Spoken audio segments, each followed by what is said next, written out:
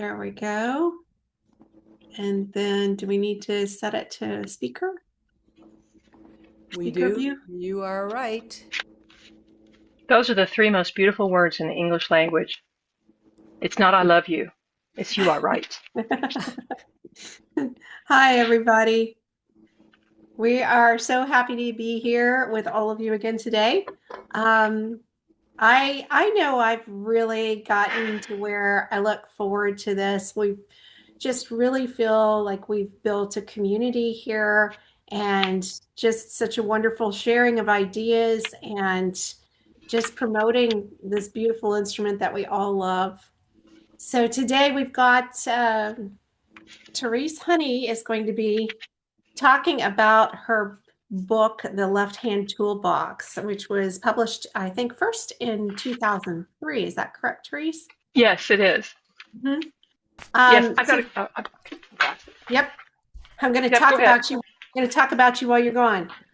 Therese started the harp when she was 7.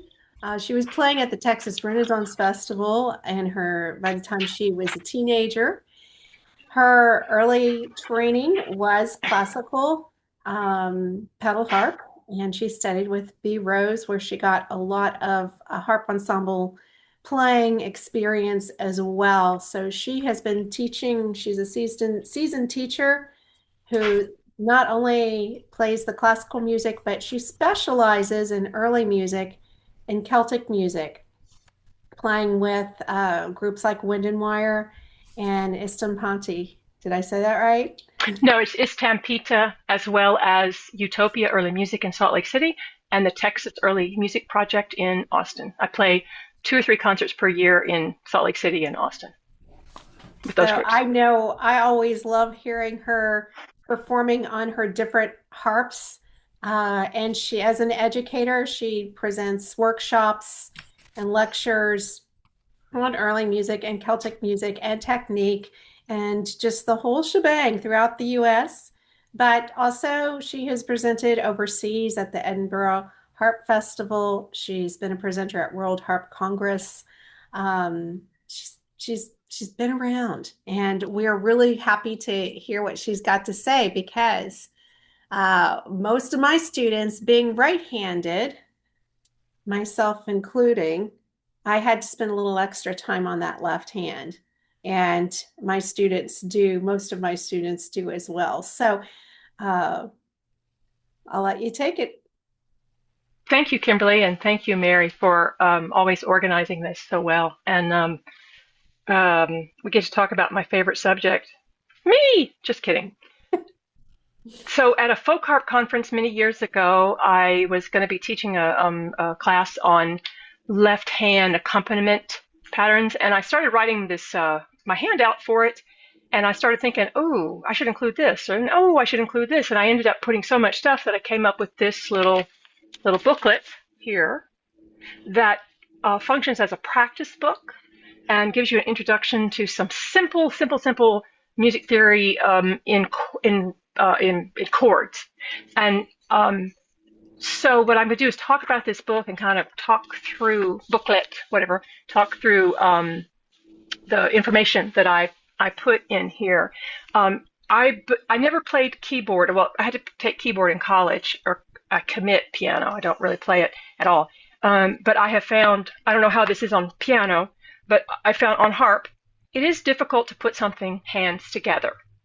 And as we all know in our beginning harp books that we use for ourselves or with our students, that the left hand plays just like a single note on the downbeat maybe. And then it starts getting more complex. And I wanted this book to be an opportunity to practice on just the left hand. And so when I created the book, let me see, I started with, I'm just going to hold it up here. I started with ideas of fingerings. And, like when you play a single note, we're taught in the beginning to play single notes with our index finger. But then when we get more advanced, we get to add other fingering choices. It doesn't mean we give up on our original fingering choices. We just have more choices. So like we play, if we alternate on the first line, you see how it's octaves? Beginners could play just with second finger, but then you get a little bit more advanced. And I think I need to lower this thing so you see my hand a little bit better. Need to move my thing down just a little bit. But then you can play the upper octave with your second finger, and then you play the lower octave with your fourth finger. And sometimes students feel overwhelmed, like you're giving me too much stuff to process, but it actually becomes easier, especially with a child or an adult who has smaller frame, that it's easier to reach down for those low notes on the harp with the fourth finger. And it is important to get in the habit of grabbing low notes with your fourth finger, because when you start adding more notes, you are going to need that fourth finger. And then the next line, I include fifths. And again, when we first start learning to play the harp, we grab fifths with 1 and 3. And then you get more advanced, you get another choice, especially if you're grabbing intervals of fifths in your bottom part of your harp. We'll grab them with 2 and 4. Again, it is important that you get in the habit of that a student gets in the habit of that. And we especially like it if you're going from the bottom range of the harp, 2, 4, and then up an octave, 1 and 3. And it's actually easier to play that once you have built that habit, that skill. And then the last line is root fifth octave chords, and you're going to play those with 4, 2, 1. And that's an example right there why you need to get used to using that fourth finger. Now, in this book, I put all of these examples, all the exercises, in the key of C major, because that is the people's key. And also I use a chord progression, a 1, 4, 5, 1 chord progression. And I did have a page, just a simple explanation of chords there. I didn't want to spend too much time on that because there are books out there. There's plenty of music theory books, and there are some good harp books of music theory. But music theory can sometimes make grown-ups cry, and I certainly do not want that. It can be complex. So the first page, I just show I'm just going to wave that at you real briefly. The first page, I just show single notes, 1 chord, which is C, 4 chord, which is F, 5 chord is G. And what I want students to do when they're working through this book is to learn how they can accompany their own tunes that they write or they want to learn. Say you don't have an arrangement of some piece, a hymn, a Christmas carol, a folk tune, or a tune that you wrote yourself. You can start developing patterns to use. And and there's like the next one is the interval of a fifth. And then I ended up with an octave. And then I had the fifths played as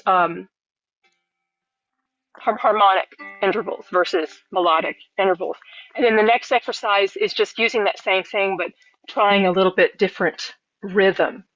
And it is important to pay attention to, once you start getting, the student starts getting in the habit of playing these patterns, that if you are using these patterns for a tune that you're going to arrange or compose yourself, it is you can mix and match. And you can, I would never do something like have a different pattern on every single measure, or even every other measure. But I would say it's a good habit to be where every fourth measure, you change the pattern a little bit. Otherwise, it can be a little bit tedious to the listener. However, sometimes you want that type of repetitive thing because it helps convey the story you're telling when you're playing that music. So, I told you a few moments ago about how when you get advanced enough where you can put your fourth finger, your second finger, and your thumb down, you can play it like that. Now, sometimes I've had students want to play that bottom note with a third finger. Now, I can do that. I have gargantua hands. And I could do that. I do not do that on the big harps because I might use it on my Renaissance or Baroque harp because the spacing is, let's see, something just popped up. Okay, just because the spacing is so much closer on a Renaissance harp, and that big harp right there, that is a Baroque harp, and it has a lot of closer string spacing. But on a folk harp or pedal harp, you're always going to use your fourth finger. Now, when you are going to get where you're placing that, the root of the chord, the fifth above it, and octave above it, which I call 158 for shorthand, it is important to practice placing it all at the same time.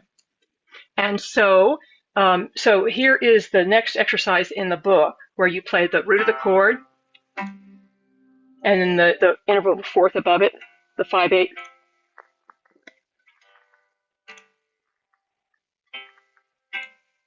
It is important that you practice putting them all down at the same time. And so I will ask a student to just block it. Blocking means you just place without placing, and you do it in rhythm, like 1, 2, 3, 4, 1, 2, 3, 4, 1, 2, and so on. Because you can't be, well, you can do anything you want, but if you're in the habit of sneaking fingers on, you're not always going to be secure in your placement, and you're not always going to be have the ability to play with a good tone. And I think I'm going to show this with my right hand just so you can see it better. It is important for learners to be able to play that fourth finger and keep it curved as much as possible. And in my technique that I learned from my teacher, which is what works for me, is I bring my fourth finger and fifth finger into the palm at the same time. Versus beginners sometimes will do that, will curl it up. I find that very uncomfortable. But when I play a pattern like that, I want to emphasize my fourth finger more because it's going to be on the strong beat. And let me demonstrate that.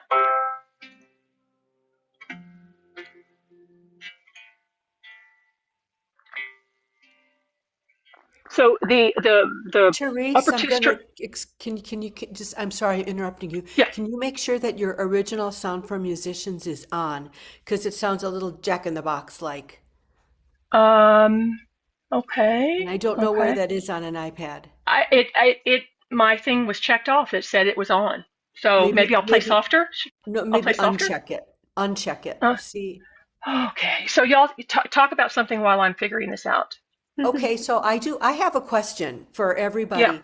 Um, when I've got so many students, and what is the correct fingering for the root position, first inversion, and second inversion chords? I've always was taught 3-2-1, and then first inversion is also 3-2-1, but the second inversion is 4-2-1, and I've seen it different ways. And I thought maybe while Teresa's looking at that, could we have? I would like to know. I would just like to know. I know that I use for second inversion, I use sometimes the third finger and sometimes the fourth finger. So it kind of depends on the context, but when I'm first starting a student, I usually if their hands are smaller, I'll get them to do the fourth finger, but otherwise I usually teach third finger in the beginning, which I know a lot of teachers teach fourth finger in the beginning. My teacher taught third finger because she said, her philosophy was the first inversion and second inversion, the outside interval is still a sixth. So you're going to use the one. If you were to play just six, you use 1 and 3. However, if you have a student that has very small hands in the beginning, I think fourth finger on that second inversion is important. And I'm It glad you also brought that up. it also allows for the fourth finger to be added on if you're doing the octave Yeah, yeah, later on with four finger chords. yeah. Mary, I was looking at the app said it's not supported for tablet. I will have a computer next time, I promise. So I'll play softer, so maybe it's not so janky sounding. But that reminds me, as soon as I have a student that is able to place 3 fingers at the same time, no matter how long they've been playing, no matter what their age, I start them with triads. And first we just do root position triads, but we'll use this chord progression, 1-4-5-1, in the key of C. And eventually I go around the circle of fifths, depending on what harp they have. If they have a lever harp, I'm not going to use all of the circle of fifths. But where they just, and of course, again, they block. They place C chord, F chord, G chord, C chord. And it has multi-purpose. We're working on technique, closing, and placing all 3 at once. That's a vital thing to remember at the beginning. Then when they have, they do it hand separately. And then when they have accomplished that, they put it hands together, and they don't play it in unison. They go from the bottom up, 3, 2, 1, 3, 2, 1. And they can take all the time they need to replace for the next chord. Okay? Then we get to do inversions. So but we process it all together. So we stay on C chord, root position, and I give them all the time they need to grab first inversion, and so on throughout the cycle of the C chord, the F chord, the G chord, and C chord. And then we'll go to the key of G. And at some point when they get very comfortable with that, I will put on a metronome so that they're absolutely just solid on the tempo. And again, they can take all the time they want to replace. With enough practice, they'll get faster at replacing. And especially when you are playing them arpeggiated like that, the chords arpeggiated like that, it really is important to place firmly at the same time, and none of the sneaky fingers on the strings. So Darren wrote in the message in the chat that she uses 4-2-1 for second inversion chords. Yeah. She says partly because I don't have really large hands, but it also depends on where my fingers need to go after. Yes, and after I play that second inversion chord, how I need to set up the following notes. So yeah, that's important. I think it's, I think 3 versus 4 on that second inversion. I think there's some flexibility there. Yeah, and absolutely if you have smaller hands, it is important. I mean, I have gargantua hands. There's things that I can do that a normal person can't do because my hands are so large. And yet, on the other hand, I have trouble on a pedal harp doing lots of diggly stuff in the top octaves because my hands are like too big. I can do it, but it's a pita. So like the next set of accompaniment is where it's you're using triads, but you're breaking them up. So you play the root of the chord and the third above it. I'm playing this softly, hopefully, so it's not too distorted, and so on. Now, I don't know if you noticed, I did it up in the middle range where middle C is. What I'm going to say next, this is a matter of taste, or lack thereof. And it's also a matter of your range of your harp and the tone, the timbre of your instrument. My personal taste is, if I'm going to play a triad, if my chord is down the octave below middle C, so there's the C below middle C, I don't like the sound of the third in there because I think it sounds muddy. And I will never do it in the lowest octave of my lever harp or my pedal harp, lowest 2 octaves of my pedal harp, because it's muddy. And that's my personal taste, okay? And the sound of my harp. And that's why in the book, I have the C chord up here, and then you go down for the F chord. Now, this causes a problem if you were to use that pattern and your melody is going to conflict. So you would play it down an octave. The chord police aren't going to come and issue a citation if you include that, and nobody's going to judge you on that. The next pattern in the book is the Alberti bass pattern, named after 18th century composer Alberti, who used this a lot in his compositions, and that's the 3, 1, 2, 1.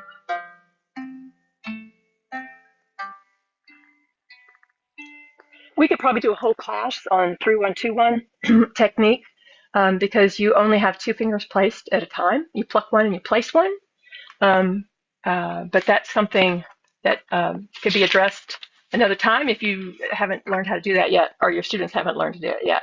So I have more patterns where it's the first pattern with the root 5th octave, I use the 4th finger and then the upper intervals together.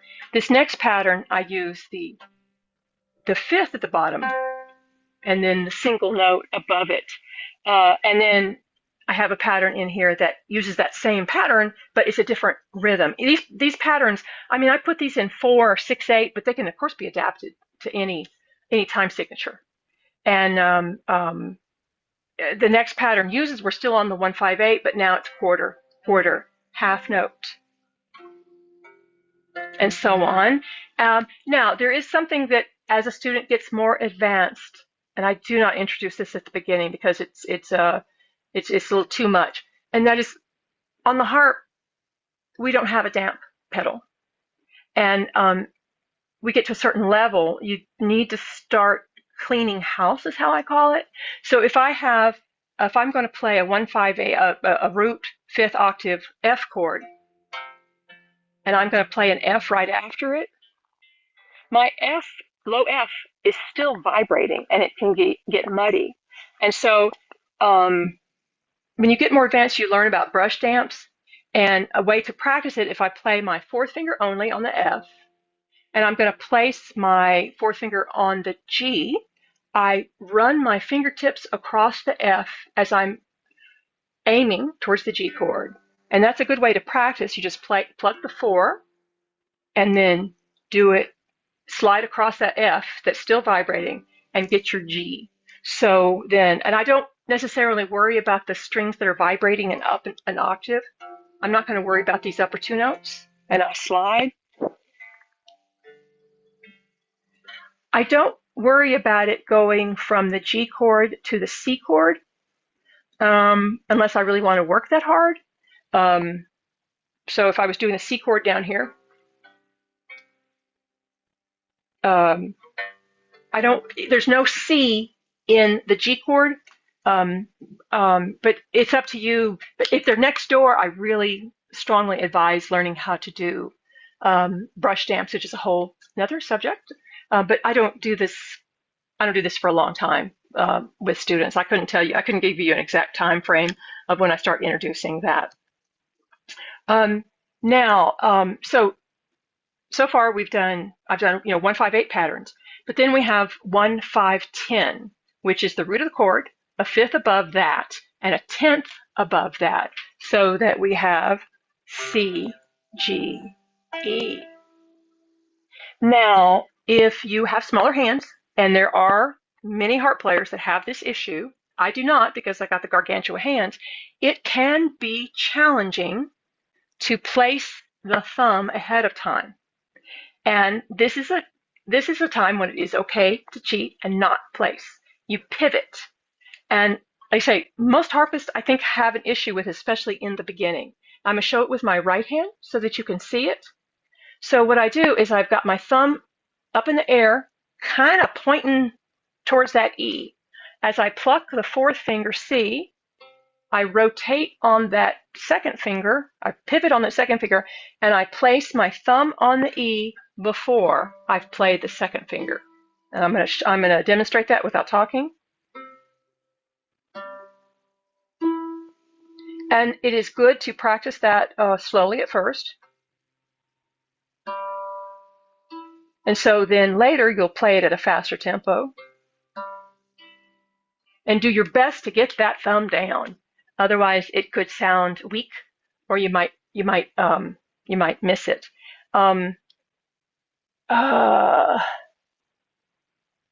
Next pattern is a 1, 5, 8, 9, 10. This is very, very common in harp arrangements.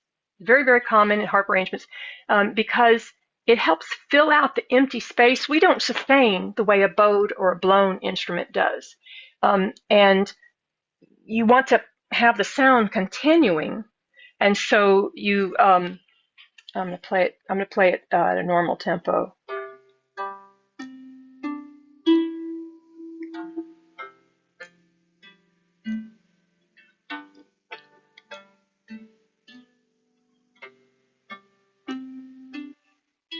It's very, very, very nice. Now, I'm going to use my right hand to demonstrate how I finger that, how I do the fingering on it. So 4, 2. Now, before I pluck my thumb, I reach under with my second finger and place it. Let me show that again. Now, I have seen some beginning-ish learners that do this, and they lift. They lift here. That is not something I would do myself or I would teach, because if you get used to crossing under with that second finger and placing, you don't ever have to look at it. Once you've got your first 3 notes placed, you don't have to look at it anymore because your fingers know where to go. And your right hand, you can concentrate on what your right hand is doing. And you certainly can do different rhythms on that. And also in the book, I include like a little decrescendo. And this is a matter of phrasing, of musicianship. You don't want to go dum, dum, dum, dum, dum. We want to have sort of like you emphasize that bottom note, and you sort of have decrescendo. I don't know how well that's coming over on your device at home. Now I've got another pattern that is 1 5 10 9 8. Now this is again is going to come. That's going to you're going to have to take into account whether your hands can make the reach, and that I'm going to do it with my left hand first. And I'm not going to place my thumb. I'm going to pivot on my index finger, and I place 1 2 3. Let me show that again without placing.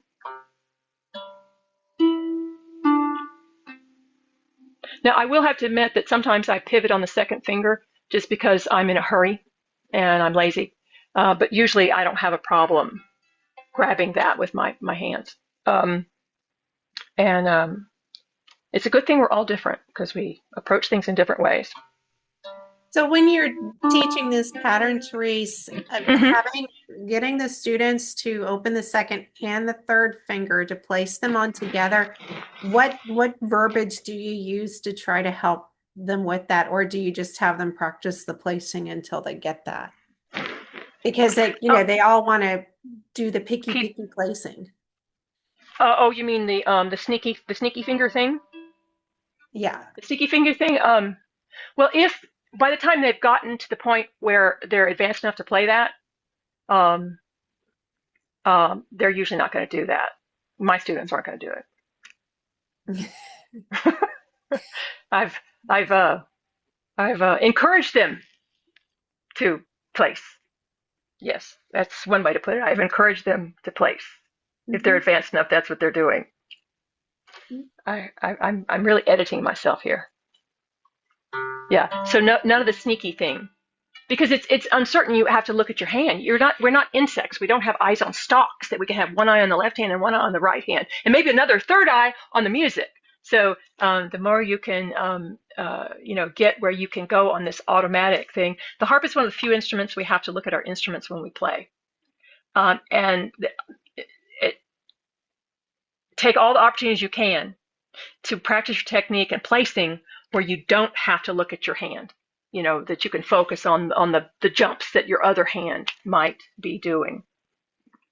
Let me see. Let me look what's comes next in the book. Yeah. The last one of this set is where another pattern is 1 5 9 8. And this is using a suspension, which can be a nice tasty sound. So in a suspension, this 1 5 9 8 is C, G, D, C, and then on an F chord, F, C, G, D, and then a G chord, G, D, A, G, and then C.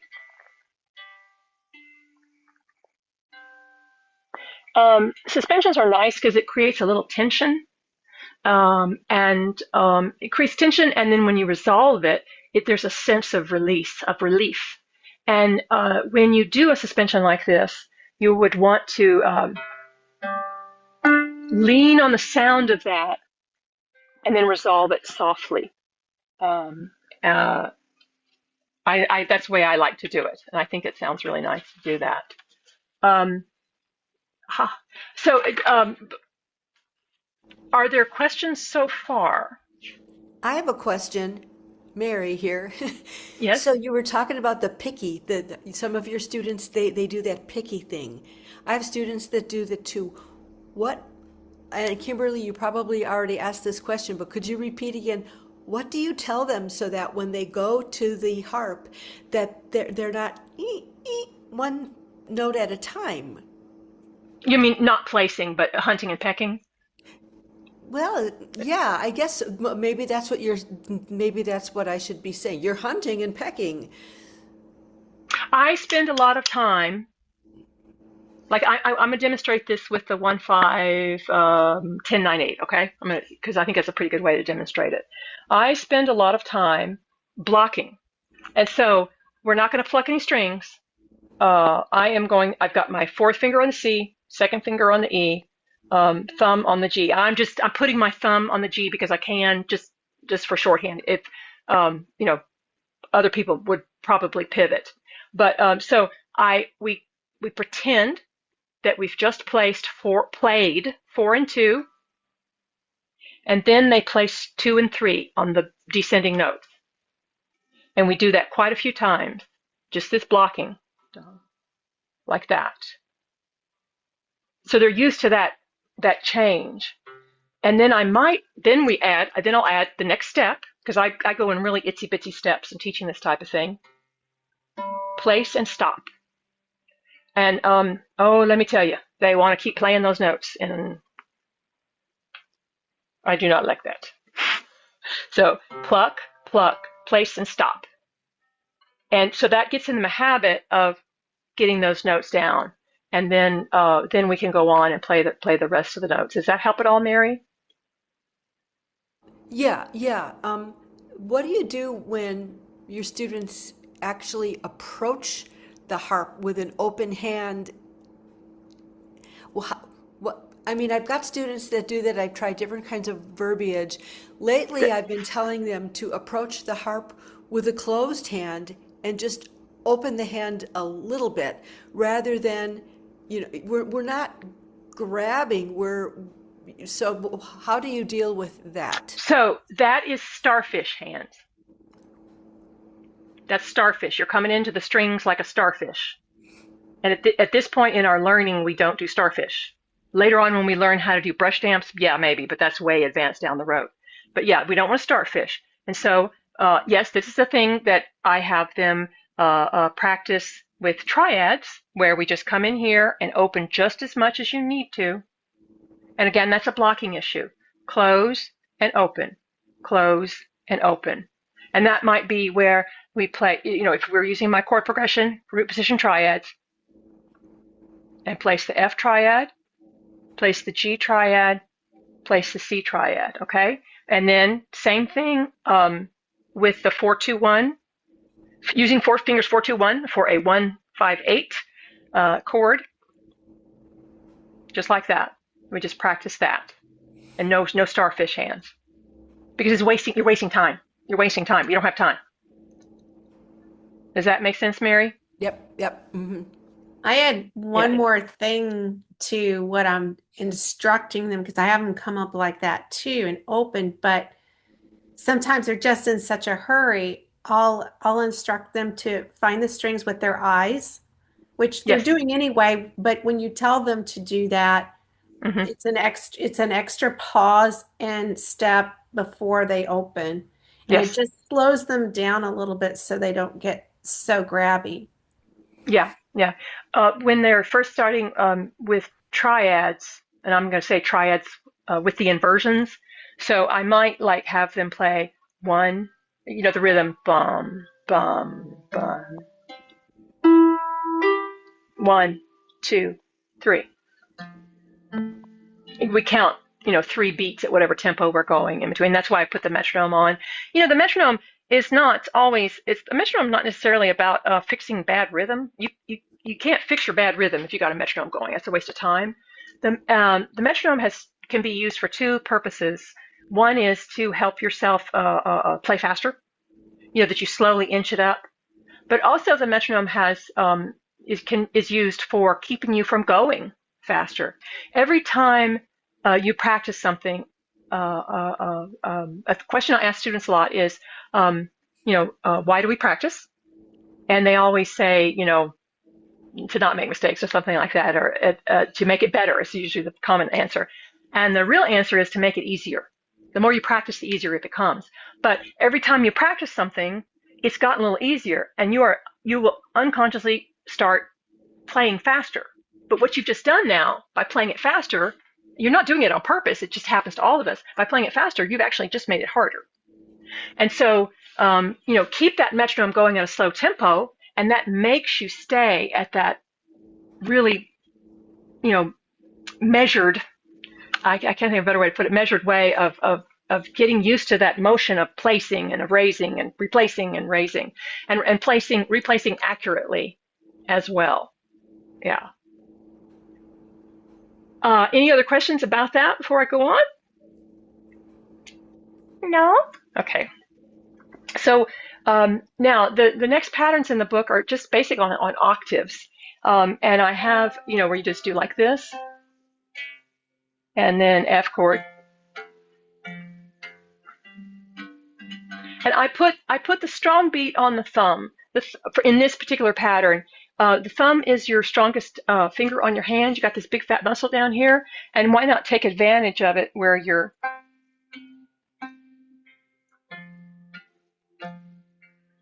and so on. As you certainly can do a pattern like that, but you're going to have to work on your fourth finger technique, or your student's fourth finger technique, because if you're playing that fourth finger on the downbeat, it needs to be strong. Strongest beat in every measure is always the first beat. That's the basic rule. There are other rules to add to it. But that kind of, this oscillating between the octaves can be nice for a fast passage. And of course, then that can lead us into playing slap bass. And that is,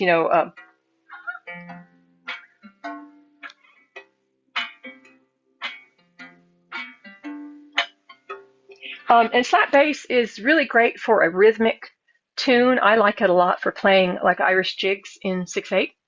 And when you do a slap bass, for those of you who haven't tried it yet, you want it to slap. So slap. We want to hear that slap sound. And that takes a bit of practice. That takes a bit of practice to be able to do that. Let's see. Yeah. Now, going back to this 1-5-8 thing, I changed the sequence a little bit.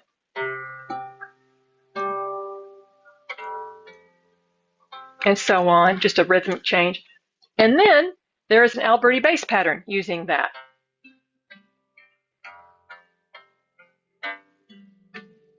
And the same technique of pluck one, place one, only two fingers placed at the same time is important. And you do want to have that fourth finger.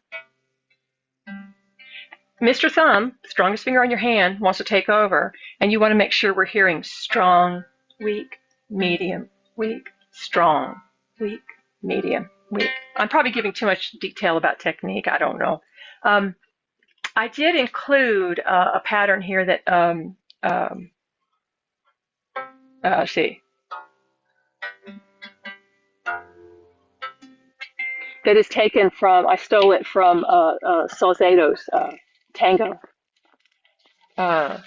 Any of you guys who played any of the Suite of Eight dances, the tango. And if the tango from the Salzato's Suite of Eight Dances can be played on the lever harp. No, there's no changes, harmonic changes, accidentals in the piece, and it works well with the range of the harp. Um, then you can also any one of these patterns, any of your left-hand patterns, you can play them près de la table. The French term means translates to at the board. You'll see in some music books it'll say PDLT, or you might see a horizontal little zigzaggy line. So many of us, self-publish our own arrangements, and we may not have that zigzaggy line, the horizontal zigzaggy line, in our program, our music program. And sometimes you'll just see like PDLT, and then you'll see a straight line until there's a little vertical mark to say to stop playing it, and that would be like you can't see me. It's so that we have a different color. Yeah, just like a different sound. And at the end of the book, I include several lines of blank stuff that you could, experiment with writing something out if you wanted. And I also include at the end of the book a new chord progression. So when I have worked with my students for a long time doing all these sort of things with the 1-4-5-1 chord progression going around the circle of fifths, then I introduce a chord progression that is 6-2-5-1. And that would be like A minor. Here, I'm doing it in root position triads. A minor, D minor, G major, and C major. So we get those nice minor chords, and that can be a good opportunity to talk about what's the difference between a major and a minor chord. It's hard, I didn't take music theory, until I was a lot older, and my teacher did not teach a lot. She didn't teach anything that I recall of what's the difference between a major third or a minor third, or the intervals for major scale, minor scale, and so this can be a good opportunity to teach that. But I always tell my students, and they have to memorize this. They have to be able to answer this question. Every major chord, every major key has 3 major chords. They are always 1, 4, and 5. So I might say, is a 6 chord a major or minor? It's not 1, 4, 5, so it has to be a minor. And I also take the opportunity to tell them, that if it's a major chord and you're writing the chord letter above the staff of your music, if it's a major chord, it has to be a capital, and it could just be, say, C. But if it's a minor chord, it has to be lowercase e and a small case m. Now, I have seen some arrangements where they'll have like C with a capital M, but my brain does not like that because I see an M and I'm like, oh. I just want it to be capital C for major and then lowercase e, lowercase m for an E minor or a D minor. I do talk a little bit about the 7 chord, but I don't spend too much time on it. I think it's hard for me to describe this for students unless you have a keyboard in front of you so that you can, count the half steps and understand why they're different, because it's just right there. Ray Poole published a book years and years and years and years ago called Three's a Chord, and he does a very, very exhaustive, detailed explanation, for teaching all of that stuff.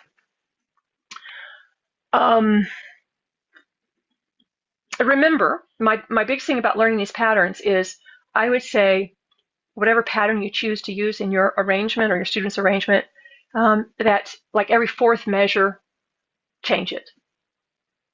It could be the same every 4th measure, like pattern, 1, 1, 1, 2, and then 1, 1, 1, 2, and so on.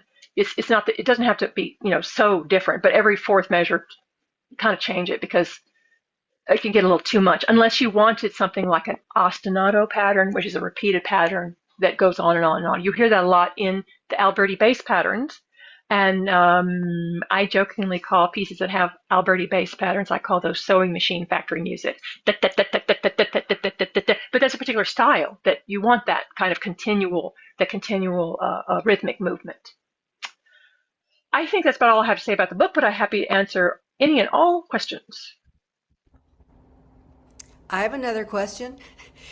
Uh-huh. You so you were talking about the Alberti bass and how to place so that one string vibrates, and while I don't know how to explain that. I mean, I know you know what I mean. There's always a finger touching a string at at all times, but you don't want it to stop. You want Right. the ringing to continue without the placing sounding thuddy. Yes. How Okay. can I So, explain that to my students? okay, and I'm gonna pull the stand a little bit closer without knocking the thing off. I'm gonna demonstrate with my right hand because I think you can see that a little bit better. So, um, you only have two fingers placed at a time. You never have three fingers down. You pluck one and you place one because we do not want to replace too soon because we do not want to choke the string. I use the term choke versus damp. Okay, so if I start with, I'm gonna do it on a C chord. I start with a 3 and the 1. So I pluck one, I place one, pluck, place, pluck one, place one.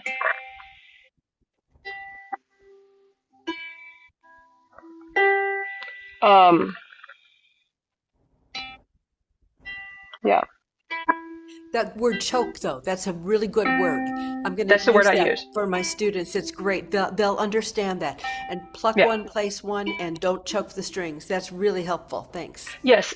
Do not teach this at the same time you teach broken triads, which is broken triads. I teach broken triads first before I would teach this Alberti. Broken triads would be 3, 2, 1. Okay. Do not teach broken triads, replace broken triads at the same time you teach Alberti, because it's too confusing. It's too confusing. Now, I do want to say something about this, about the replacing both with the broken triads and with the Alberti. Um, I learned a technique with Beatrice Schroeder-Rose she used the Grossi method for the harp. And I still use that with students. I think that's the best technique book. Um, and at the beginning of each exercise, in the first part of the book, Grossi, the Maria Grossi book, there's a little tiny little bit of notes, like a measure or two, that kind of explains where you pluck and where you replace. And the way I was taught, I'm going to use the broken triad first as an example. So I pluck my third finger, I pluck my second finger, I reach out with my third finger and place it on the C before I pluck my thumb, and then I replace those two at the same time. And so I will have a student do this where they place and stop before they play that thumb. Because I don't want this. So if I put 2 and 3 down at the same time, I'm choking the strings off. And so so the plucking and the replacing happen. They're two separate events. And that's the way Maria Grossi's book explains it. That's the way my teacher taught it.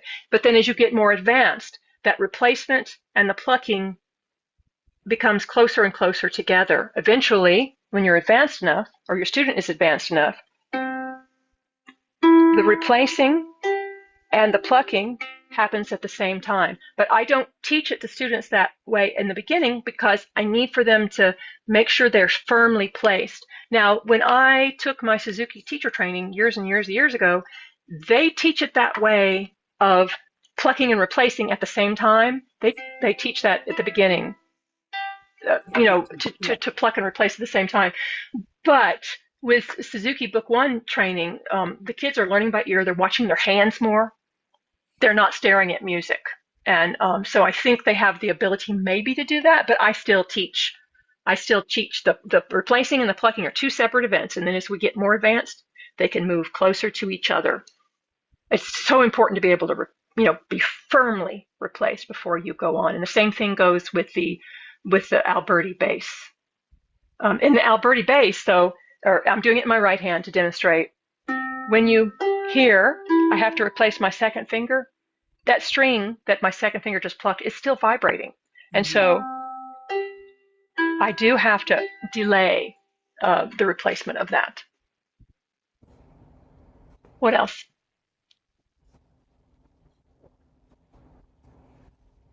I think if anybody does want to come off mute as far as asking any other questions or contributing to the discussion, we have a few minutes. Yeah, I'll say something. I put a comment in the chat.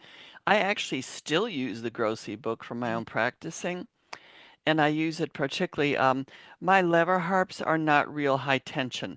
So if I've been doing a lot of lever harp and then I go back to the pedal harp, it's like, oh my, this is hard because my hands are not used to having to pull that much. So what I do is I first whip out my Grossi book and I do a lot of those very basic placing exercises in order to get the pull and make sure I'm pulling fully into the palm because when I've been playing a lot of the lever harp, which is kind of a medium tension, I don't have that same technique going on.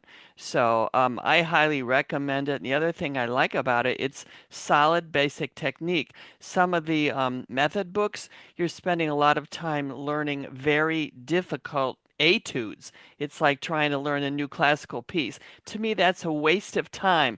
That does not teach you basic technique. So I'm a big fan of the Grossi book at all levels of playing. I agree, Dara, and I really agree. I agree. I like that book so much, and for myself as well. Now, my B did not teach, she did not use etudes when I studied with her because her belief was, why learn an etude when you can just learn a real piece? Now, in the back of the Grossi book, there are Pozzoli etudes. And I will use those when my students get more advanced. They're maybe doing some of the more advanced Grossi exercises.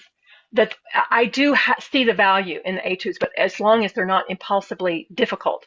And because the etude, which means study, it is a transition piece between an exercise that is one pattern that's repeated over and over and over versus a piece. It's a transition where you are using repeated patterns, but they're written in a more musically engaging way. And also the student has the opportunity to place something that uses repeated patterns, but use musicality, use musicianship, use phrasing and dynamics without something being too challenging. But I only use that for students that have been playing for a while.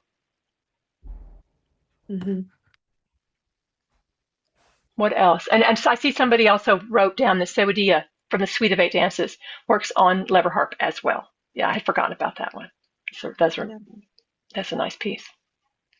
I have another question just again about the verbiage that you use when you have the 1-5-8 position and to not get that fourth finger to pluck out.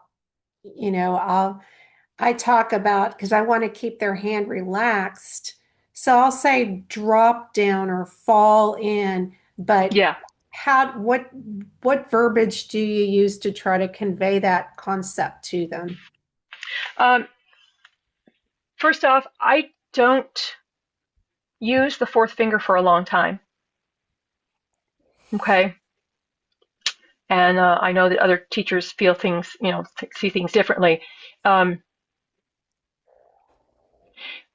Because at this point, by the time they're getting to that fourth finger in the left hand, they have practiced closing all the way. And the term I use is capture a butterfly. Mm. So when you pluck strings, we capture a butterfly. What if you play like this? I ask them that question, and they say the butterfly flies away. And what if you close like this? What happens to the butterfly? And they always say you squish the butterfly's dead. And so it's full range of motion. Again, this is from the technique that I was taught, and what works for me is fingers flat, pointed towards the wrist for plucking, and fourth and fifth finger always travel together. And of course, I'm probably giving too much information, but the only time your fingers touch are when they're closed. So you're not going to play like this. Now, I have little tricks and tools and toys that I can use on a student's hand to help that. But by the time they're playing that left hand fourth finger, they're already in the habit of doing that. so I don't have a lot of the curling. I like using terms like you said, Kimberly, of fall down. I think that's important. And the reason why students come to us for lessons is we're not correcting them for everything they've done wrong. We're teaching them how to teach themselves. And the more you can give the student the terminology to teach themselves, that they hear those words when they take the time to practice on their own, the better they will do. And I do ask my students, who's the teacher when you are at home? It is the student, because they're only going to see me 30 minutes to an hour a week. So,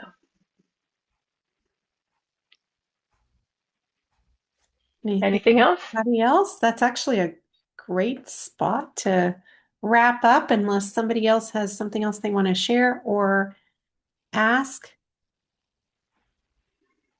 As always, we are so grateful for Mary's vision on Harp Teachers Gathering and Melody's Music for their sponsorship for this community.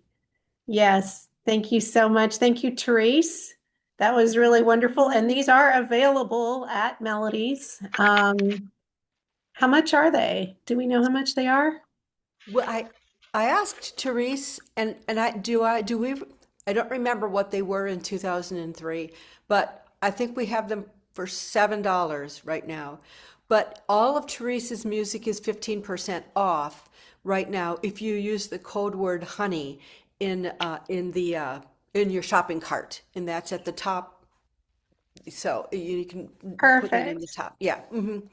And And yes, this that is my real last name.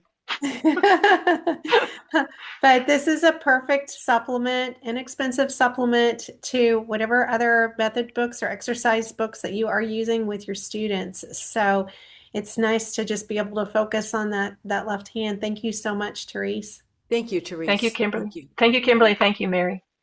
Thank you. Everybody be well, and we'll see See you you next next month. week, next month. See you next month. Okay. Bye bye. Thanks, Bye-bye. everybody. Bye.